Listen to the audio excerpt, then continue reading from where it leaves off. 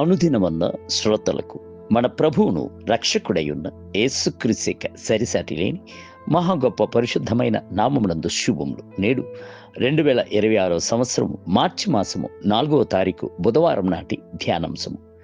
శాశ్వత కాలముండు ప్రేమ. కొరింథీయులకు రాసిన మొదటి పత్రిక 13వ అధ్యాయము 8వ వచనమునందు ప్రేమ శాశ్వత కాలముండును. లేఖన గ్రంథమును ప్రేమ యొక్క గ్రంథము అని మనము పిలుచుచున్నాము. దాని యొక్క మొదటి పుట నుండి చివరి పుట వరకును జాలువారుచున్న ఒక దైవ వర్తమానము ప్రేమై ఉన్నది. ఒక భక్తుడు దాన్ని గూర్చి చెప్పుచున్నప్పుడు లేఖన గ్రంథమును పిండి రసము తీసినట్లయితే ప్రేమయే చుక్కలు చుక్కలుగా కారుచూ ఉండును అని చెప్పాను. బైబిల్ గ్రంథము మనుషునికి దేవునిచే అనుగ్రహింపబడిన ఒక గొప్ప ప్రేమ యొక్క వరమై ఉన్నది. ప్రేమ శాశ్వత కాలముండును. కొరింథీయులకు రాసిన మొదటి పత్రిక 13వ అధ్యాయము 8వ వచనం. ప్రేమ ఎన్నడును మారనిది. యోహాను సువార్త 13వ అధ్యాయము 1వ వచనం.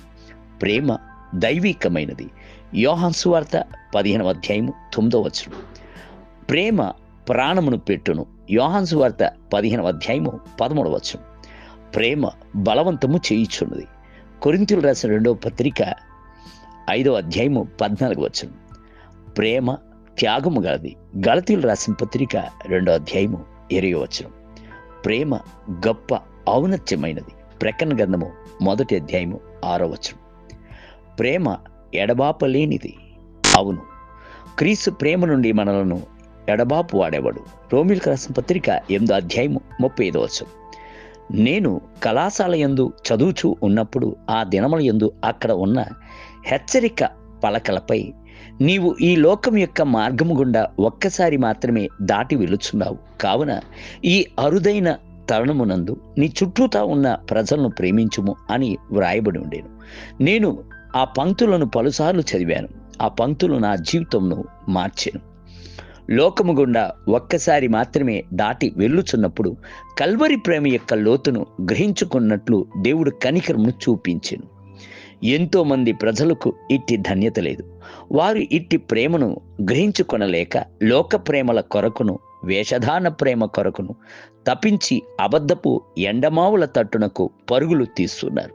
అయితే మనము మనలను ప్రేమించి వాత్సల్యతను చూపించి మన కొరకు తను తాను అప్పగించుకున్న క్రీస్తు యొక్క ప్రేమ చేత తృప్తి చెందియున్నాము.